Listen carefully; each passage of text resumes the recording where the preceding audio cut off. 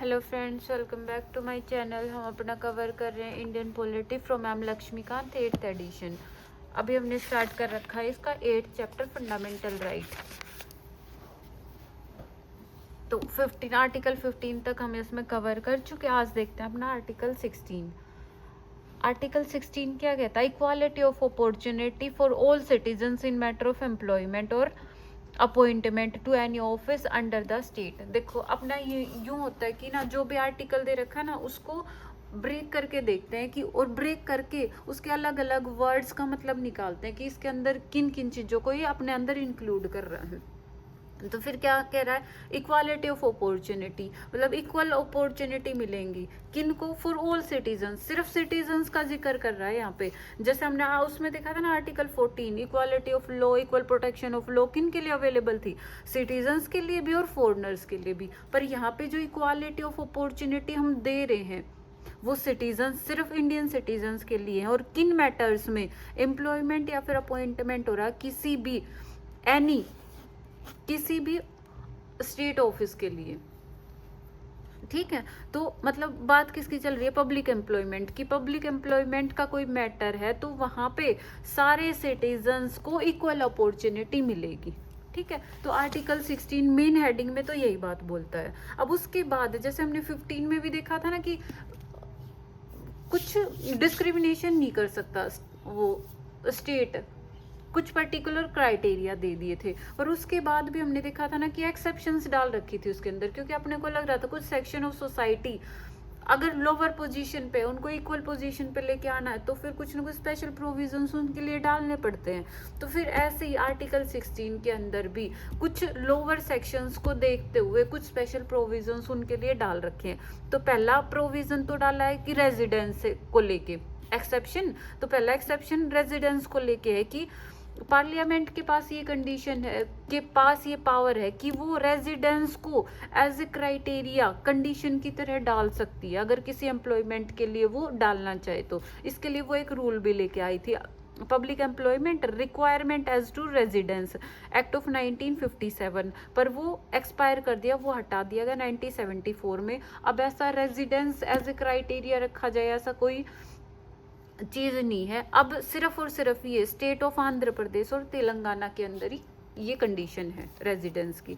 दूसरा, अगर मान लो स्टेट को ये लगता है, स्टेट के अंदर वही है ना कि सेंटर को भी ले रहे हैं, सेंटर की गवर्नमेंट लेजिस्लेचर, और स्टेट को भी ले रहे हैं, स्टेट की गवर्नमेंट लेजिस्लेचर, या फिर कोई भी लोकल अथॉरिटी वगैरह, इन सब चीज़ों को ले रहे हैं। ठीक है, अगर उनको यूं लगता है कि मान लो कोई पर्टिकुलर स्टेट सर्विस है, उसके अंदर कोई पर्टिकुलर कास्ट है, जैसे ओबीसी बैकवर्ड क्लासेस हैं, उनको एडिकेट रिप्रेजेंटेशन नहीं मिल रखा, तो फिर स्टेट के पास पावर है कि उनके लिए कुछ रिजर्वेशन जैसी चीजें लेके आ सकती हैं।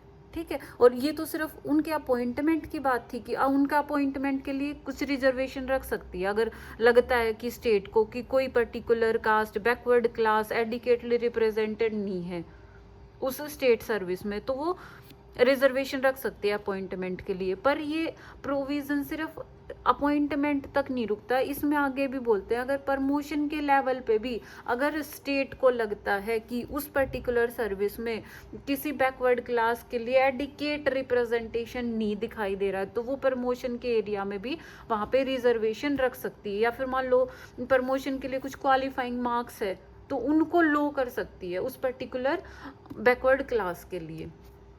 ठीक है, जो भी इवेल्युएशन के क्राइटेरिया है उनको थोड़ा सा लोअर लेवल पे लेके आ सकती है, थोड़ा सा किन के लिए? उस बैकवर्ड क्लास के लिए। ठीक है, और रिजर्वेशन की सीलिंग कितनी रखी गई है? वो 50% सीलिंग रखी गई है कि ऑब्जर्वेशन, ये रिजर्वेशन कर तो लो पर वो किससे ज़्यादा नहीं होना चाहिए, मैक्सिमम 50% है, उससे ज़्यादा रिजर्वेशन अपॉइंटमेंट हो, प्रमोशन हो, कहीं पे नहीं हो सकता। ठीक है, ये एक एक्सेप्शन का रूल हो गया। और आगे किस चीज़ के लिए एक्सेप्शन दे रहे हैं? आगे कह रहा है कि ना, क्योंकि ये सारी बात चल रही है पब्लिक ऑफिस की, मान लो कोई ऐसा इंस्टीट्यूशन है जो रिलीजन बेस्ड है, मतलब कोई रिलीजियस इंस्टीट्यूशन है, तो उसके अंदर भी ये एक्सेप्शन है कि लॉ बना सकते हैं कि रिलीजियस इंस्टीट्यूशन के अंदर कोई पर्टिकुलर पोस्ट वो उसी पर्टिकुलर रिलीजन के इंसान ही फिलअप कर सकते हैं, ठीक है। तो एक ये पर्टिकुलर एक्सेप्शन दे रखी है, क्योंकि हम आर्टिकल 16 में यूँ कह रहे थे ना कि पब्लिक एम्प्लॉयमेंट में सबको इक्वल अपॉर्चुनिटी मिलेंगी। तो फिर मान लो कोई पर्टिकुलर रिलीजन है तो इधर एक एक्सेप्शन डाल दिया ना कि किसी और रिलीजन का इनके अंदर एम्प्लॉय वो अपॉइंटमेंट नहीं हो सकता किसी और रिलीजन के पर्सन का, ठीक है। तो ये इसलिए एक्सेप्शन में डाल रखा है। और आगे क्या है, उसके अलावा हमने जैसे पीछे पढ़ा था ना इकोनॉमिक वीकर सेक्शन, उसके लिए क्राइटेरिया देखे थे कि क्या क्या क्राइटेरिया, 8 लाख से ज़्यादा इनकम नहीं होनी चाहिए, या फिर कुछ agriculture land particular ceiling limit से ज़्यादा उनके पास है, तो इस तरीके की कंडीशंस देखी थी। तो ऐसे ही इनके लिए भी बोल रखा है यहाँ पे भी कि जॉब्स के अंदर, यहाँ पे तो पीछे तो हम एजुकेशनल इंस्टीट्यूशंस के अंदर देख रहे थे, सेंट्रल हायर एजुकेशनल इंस्टीट्यूशंस है उनके अंदर रिजर्वेशन देख रहे थे, यहाँ पे देख रहे हैं उनकी जॉब से रिलेटेड कि 10% रिजर्वेशन किन के लिए होना चाहिए, वो EWS के लिए होना चाहिए, ठीक है। तो ये बातें कर रहे हैं। अब उसके बाद आता है एक मंडल कमीशन का जिक्र और उसका आफ्टर मैथ। तो उसमें देखते हैं वो क्या कह रहा है। जब मोरारजी देसाई की गवर्नमेंट का टाइम चल रहा था 1979 में, तो फिर एक सेकंड बैकवर्ड क्लास कमीशन को अपॉइंट करा गया था, जिसका चेयरमैन खुद BP मंडल जी थे। वो क्या थे, एक मेंबर ऑफ पार्लियामेंट थे। किस लिए अपॉइंट करा गया कि इन्वेस्टिगेट करो जो भी सोशली और एजुकेशनली बैकवर्ड क्लासेस है ना सोसाइटी के अंदर, तो उनकी कंडीशंस को लेके, उनकी एडवांसमेंट को लेके कुछ ना कुछ रिपोर्ट तैयार करे, उनकी कंडीशंस को इन्वेस्टिगेट करे। इसके लिए ये मंडल कमीशन अपॉइंट करा गया था 1979 में, ठीक है। अब इसने अपनी रिपोर्ट सबमिट कर दी 1980 में, और इसने आइडेंटिफाई कर दिया अप्रोक्सीमेट 4000 के आसपास उसने कास्ट ऐसी डाल दी जिनको सोशली और एजुकेशनली बैकवर्ड क्लासेस का दर्जा दे दिया, कि इतनी सारी क्लासेस अपनी इंडियन सोसाइटी में एग्जिस्ट करती हैं जो कि सोशली और एजुकेशनली बैकवर्ड है, मतलब सोसाइटी में उनका प्लेटफॉर्म थोड़ा सा लो है, इक्वल प्लेटफॉर्म पे नहीं आते, और एजुकेशन की टर्म में भी उनका एजुकेशन का लेवल कम है। तो ऐसी कास्ट डाल दी अप्रोक्सीमेट 4000 के आसपास मंडल कमीशन ने, और बोला गया कि ना इनके लिए रिजर्वेशन रहे।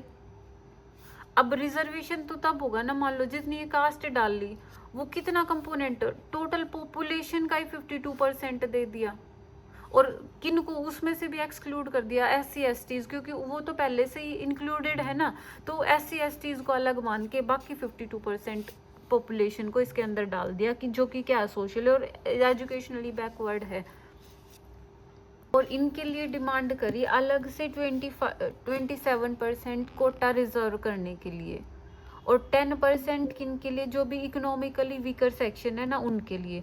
तो फिर क्या होता है, सुप्रीम कोर्ट का एक केस निकल के आता है, मंडल केस 1992 के अंदर। तो उसके अंदर सुप्रीम कोर्ट ने क्या बोला, उसने बोला कि 10% वाला तो रिजेक्ट करा रिजर्वेशन, जो कि इकोनॉमिकली जो वीकर सेक्शन थे ना उनके लिए, और बोला कि 27% रिजर्वेशन फॉर OBCs, ये क्राइटेरिया रख सकते हो, पर इसके अंदर भी कुछ ना कुछ कंडीशंस डाल दी। एक तो क्रीमी लेयर वाली, हमने पीछे देखा था ना कि क्रीमी लेयर में कौन कौन इंक्लूडेड है। एक तो क्रीमी लेयर की एडवांस सेक्शन है जो OBCs के अंदर, उनको इस रिजर्वेशन का बेनिफिट नहीं मिलेगा।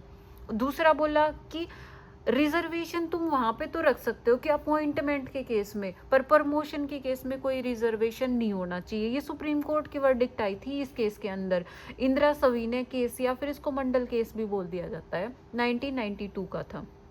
तो एक तो इसने किन को हटाया, एक तो 27% रिजर्वेशन को तो मान लिया, पर उसके साथ साथ OBCs के लिए, पर उसके साथ यूँ बोला जो क्रीमी लेयर हैं उनको हटाओ, उनको ये बेनिफिट नहीं मिलेगा। दूसरा बोला कि अपॉइंटमेंट में रिजर्वेशन रख लो, पर अगर प्रमोशन की बात है तो फिर रिजर्वेशन का बेनिफिट नहीं मिलेगा। तीसरा बोला कि टोटल जो भी जितना ओवरऑल रिजर्वेशन रखते हैं ना, मान लो SC STs के लिए अलग है, OBCs के लिए 27% अलग से मांग रहे हो, तो वो जितना भी स्टेट के अंदर रिजर्वेशन दिया जाता है वो 50% के एक सीलिंग लिमिट से ज़्यादा नहीं होना चाहिए। बस किस केस में कुछ अगर एक्स्ट्रा ऑर्डिनरी सिचुएशन आ गई, कुछ ऐसे सर्कमस्टांसेस है कि रिजर्वेशन 50% से ज़्यादा रखना पड़ेगा तभी अलाउड है, बाकी 50% की सीलिंग लिमिट रख दी। और आगे कर दिया जो कैरी फॉरवर्ड रूल था ना, इसको वैलिड कर दिया। कैरी फॉरवर्ड में ये होता ना, मान लो कोई पर्टिकुलर किसी पर्टिकुलर फाइनेंशियल ईयर में कोई जॉब निकाल रखी है, कोई एम्प्लॉयमेंट निकाल रखी है, मान लो 100 और 10 को रिजर्व कर रखा है उनमें से, और जो रिजर्व्ड सीट है उनमें से सिर्फ 5 फिलअप होती हैं और 5 रह जाती हैं, तो उन 5 को अगले फाइनेंशियल ईयर में अगली बार जब भी जॉब्स निकलती है, एम्प्लॉयमेंट्स निकलती हैं, तो उन 5 को उसमें डाल सकते हैं, कैरी फॉरवर्ड कर सकते हैं। मतलब टोटल उधर कितनी हो जाएंगी, 15 सीट्स हो जाएंगी ना। मान लो 10 तो रिजर्वेशन की निकालनी है, तो 5 वो पिछले बार वाली ऐड कर सकते हैं, तो 15 रिजर्व कर सकते हैं। ये तो अलाउ कर दिया, पर इसके साथ साथ बोला सुप्रीम कोर्ट ने कि फिर भी ये रिजर्वेशन जो भी टोटल सीट रिजर्व कर रहे हैं ना, वो 50% के रूल से ज़्यादा नहीं जाना चाहिए, मतलब रिजर्वेशन 50% से ज़्यादा नहीं होना चाहिए, ये कह रहा है। और इसके साथ साथ कह रहा है कि ये सारी सिचुएशन को, जो भी किसी कास्ट को इंक्लूड करना है या फिर एक्सक्लूड करना है, जो ओवर इंक्लूजन या फिर अंडर इंक्लूजन जैसे केसेस है ना ओबीसीज के अंदर, तो इनके लिए कुछ ऐसा परमानेंट बॉडी ले आओ ना, परमानेंट स्टैट्यूटरी बॉडी जो इन सब चीज़ों को देख सके। ठीक है, स्टैट्यूटरी बॉडी मतलब कोई ये कहना चाह रहा है कि कोई एक्ट बनाओ, उस एक्ट के अंदर एक बॉडी लेके आओ जो कि ओबीसीज की लिस्ट के अंदर ये ओवर इंक्लूजन, अंडर इंक्लूजन, इन इस तरीके की चीज़ों को देख पाए। ठीक है, और कह रहा है no relaxation in qualifying marks, मतलब जो भी क्वालिफाइंग मार्क्स है या फिर जो स्टैंडर्ड ऑफ इवैल्यूएशन है, किसके लिए, जो जॉब्स के अंदर प्रमोशन के लिए रिजर्वेशन रखता है, तो वो उस तरीके की चीजें नहीं चलेंगी। तो ये बात बोल दी, ये थोड़ी सी इसी के सिमिलर ना, क्यों बोल रहा था कि प्रमोशंस अपॉइंटमेंट के टाइम पे रिजर्वेशन रख सकते हो, पर कम से कम उस टाइम पे छोड़ दो, प्रमोशन की बात चल रही हो तो उस टाइम पे रिजर्व ना करो। वो किस लिए था, ताकि एक पूरे के पूरे सिस्टम में जो एफिशिएंसी, एडमिनिस्ट्रेशन में एफिशिएंसी मेंटेन रहे, इसके लिए। ठीक है, तो फिर ये सारी रूलिंग्स लेके आया सुप्रीम कोर्ट, तो इनके अकॉर्डिंग पार्लियामेंट को भी एक्ट करना था ना, तो फिर उसने क्या क्या काम करे वो ये इधर दे रखे हैं। पार्लियामेंट ने सबसे पहले तो क्या बनाई, कमेटी बनाई, रामनंदन कमेटी। वो कब बनाई गई, 1993 में इसने अपनी रिपोर्ट सबमिट करी। और क्या था, इसने आइडेंटिफाई करा कि क्रीमी लेयर कौन सी है इन्होंने, क्योंकि सुप्रीम कोर्ट की रूलिंग्स में देखो हम सारे जो प्रोविजंस पढ़ेंगे ना, ये आए किसके किसके आफ्टर मैथ में आए हैं, जो ये कमेटी यहाँ पे सुप्रीम कोर्ट की जो भी रूलिंग्स दे रखी थी ये 5, उनके अकॉर्डिंग गवर्नमेंट ने, पार्लियामेंट ने क्या एक्ट करा, तो वही प्रोविजंस हम देख रहे हैं ना। या तो गवर्नमेंट को क्या करना पड़ेगा, ये सारे के सारे प्रोविजंस एज इट इज मानने पड़ेंगे, और अगर इनके अगेंस्ट कुछ करना है तो फिर वो अपना एक्ट लेके आएंगे, कुछ ना कुछ लॉ बनाएंगे, तो वही काम कर रखा है। तो इन्होंने इधर बोला था ना, क्रीमी लेयर का जिक्र करा था सुप्रीम कोर्ट ने, तो फिर इन्होंने एक कमेटी बना दी गवर्नमेंट ने, रामनंदन कमेटी, जो कि आइडेंटिफाई करेगी कि क्रीमी लेयर कौन सी है ओबीसीज के अंदर, क्योंकि यहाँ पे बहुत ज़्यादा पॉपुलेशन को इसके अंदर डाल दिया गया था ना, तो फिर ओबीसीज तो है, ठीक है, ये कास्ट तो बहुत सारी निकल गई, पर इनके अंदर ऐसे भी तो हैं जो क्रीमी लेयर के अंदर है, मतलब वो डिसएडवांटेजियस पोजीशन पे नहीं है। मान लो कोई प्रेसिडेंट है, प्रेसिडेंट के चिल्ड्रंस है, या फिर कोई हायर पोजीशन पे है, मान लो grade A, grade B type की पोस्ट हैं, उनके बच्चे को यूं थोड़ा ना बोल सकते ओबीसीज के अंदर रिजर्वेशन चाहिए उनको, तो उनको क्रीमी लेयर मान के और उनको उस बेनिफिट से हटा दिया जाए। क्योंकि ओवरऑल रिजर्वेशन किस चीज के लिए है, ये बेनिफिट किस लिए दे रहे हैं, ताकि जो भी सोसाइटी के अंदर सेक्शन लोअर पोजीशन पे है, डिसएडवांटेजियस पोजीशन पे, उसको इक्वल लेके आ सके, उसकी सोशल कंडीशंस को, एजुकेशनल कंडीशंस को एक इक्वल प्लेटफॉर्म पे लेके आए, पूरी सोसाइटी के इक्वल, तो इसलिए दे रहे हैं। अब जो क्रीमी लेयर के अंदर है वो तो पहले से ही वो इक्वल प्लेटफॉर्म पे है, या फिर हायर प्लेटफॉर्म पे बोल सकते हैं, तो उनको रिजर्वेशन जैसी चीजें तो नहीं मिलनी चाहिए, तो इसलिए ये क्रीमी लेयर का कंसेप्ट लेके आए। अब आगे देखते हैं इन्होंने बोला था ना, इधर सुप्रीम कोर्ट ने बोला था कि कोई ना कोई स्टैट्यूटरी बॉडी लेके आओ, कि परमानेंट बॉडी हो जो इन इश्यूज को देख पाए कि कब अंडर इंक्लूजन रह रहा, कब ओवर इंक्लूजन हो रहा है, कौन सी इनके अंदर ओबीसीज के अंदर लिस्ट डलनी चाहिए, क्या इनके इश्यूज हैं वो देखने के लिए। तो कोई बॉडी चाहिए थी परमानेंट, तो वहां पे नेशनल कमीशन बनाया गया फॉर बैकवर्ड क्लासेस 1993 के अंदर, पार्लियामेंट के एक्ट के अकॉर्डिंग, ठीक है। और आगे इसके साथ साथ क्या हुआ, 102nd अमेंडमेंट एक्ट ऑफ 2018 लेके आया गया, जिसने क्या कर दिया, पहले तो ये क्या एक स्टैट्यूटरी बॉडी था, मतलब किसी एक्ट के थ्रू था ना, पार्लियामेंट एक्ट लेके आई थी उसके अकॉर्डिंग बना था, पर 2018 के अंदर एक कॉन्स्टिट्यूशनल अमेंडमेंट एक्ट लेके आई और इसको एक कॉन्स्टिट्यूशन का, एक कॉन्स्टिट्यूशनल बॉडी का दर्जा दे दिया गया। तो उसके लिए कॉन्स्टिट्यूशन बॉडी तो तब होगी ना, कोई पर्टिकुलर आर्टिकल लेके आते हैं, तो वो आर्टिकल कौन सा लेके आए, वो 338 और बी, ये आर्टिकल लेके आए कॉन्स्टिट्यूशन के अंदर। और national commission for backward classes को क्या मिल गया, एक कॉन्स्टिट्यूशनल स्टेटस दे दिया कि परमानेंट बॉडी तो चाहिए इस तरीके के इश्यूज को हैंडल करने के लिए, ठीक है, ये एक्ट हुआ। और दूसरा इन्होंने बोला था ना कि रिजर्वेशन इन प्रमोशन नहीं होना चाहिए, सुप्रीम कोर्ट की वर्डिक्स इधर ही थी कि नो रिजर्वेशन इन प्रमोशन, तो इस चीज को हटाना था ना, तो इस चीज को नलीफाई करने के लिए किसी ना किसी एक्ट की जरूरत पड़ेगी। तो फिर ये एक्ट लेके आए थे 77th अमेंडमेंट एक्ट इन 1995 में, गवर्नमेंट लेके आती है, पार्लियामेंट लेके आती है, जो कि इस चीज को नलीफाई करती है कि हम अगर देना चाहते हैं, यूं लगता है कि कोई पर्टिकुलर कास्ट है, बैकवर्ड क्लास कास्ट, जिसको किसी स्टेट ऑफिस के अंदर ड्यू एडिकेट रिप्रेजेंटेशन नहीं मिल रहा, तो अपॉइंटमेंट में तो रिजर्वेशन रखेंगे, पर प्रमोशन के अंदर भी हम उसके लिए एक रिजर्वेशन का क्राइटेरिया रखेंगे, ठीक है।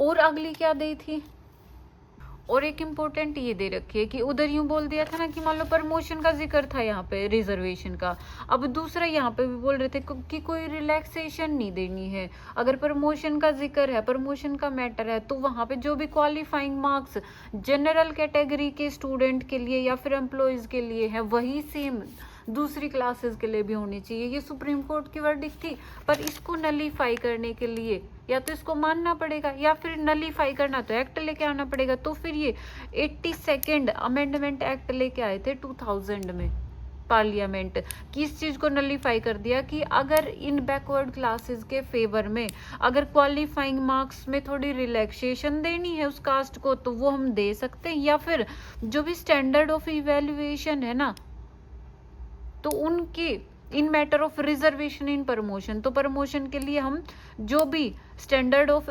इवैल्यूएशन है उनको भी थोड़ा सा लो कर सकते हैं, ठीक है। तो ये सब चीजें देखी थी।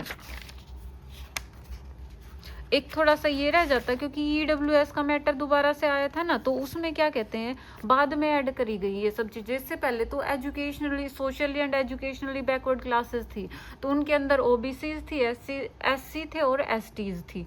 तो एक ये नया कंसेप्ट था ना, इकोनॉमिकली वीकर सेक्शन, तो इनके लिए रिजर्वेशन पब्लिक एम्प्लॉयमेंट में हमने पीछे देखा था ना, हमने जब हम 15 पढ़ रहे थे तो उसमें एजुकेशनल इंस्टीट्यूशंस की बात थी कि अगर एजुकेशनल इंस्टीट्यूशंस के अंदर रिजर्वेशन होगा ईडब्ल्यूएस के स्टूडेंट्स का, यहाँ पे हम पब्लिक एम्प्लॉयमेंट की बात कर रहे हैं, तो उसके लिए सेम फीचर्स वही आ जाएंगे कि ये कब आया था, 103rd अमेंडमेंट एक्ट ऑफ 2019 किस प्रोविजन को ऐड करता था, ईडब्ल्यूएस के लिए रिजर्वेशन हो पब्लिक एम्प्लॉयमेंट में, और वो भी पीछे भी हम 10% देख रहे थे रिजर्वेशन, यहाँ पे भी 10% है, एजुकेशनल इंस्टीट्यूशंस में 10% और पब्लिक एम्प्लॉयमेंट के केस में भी 10% रिजर्वेशन ईडब्ल्यूएस कैंडिडेट्स के लिए रहेगा, ठीक है। और ईडब्ल्यूएस में कौन इंक्लूड होंगे, वो सेक्शन ऑफ सोसाइटी इंक्लूड होगा जो कि इनके अंदर इंक्लूड नहीं है, मतलब कोई किसी और तरीके का बेनिफिट नहीं मिल रहा, उसको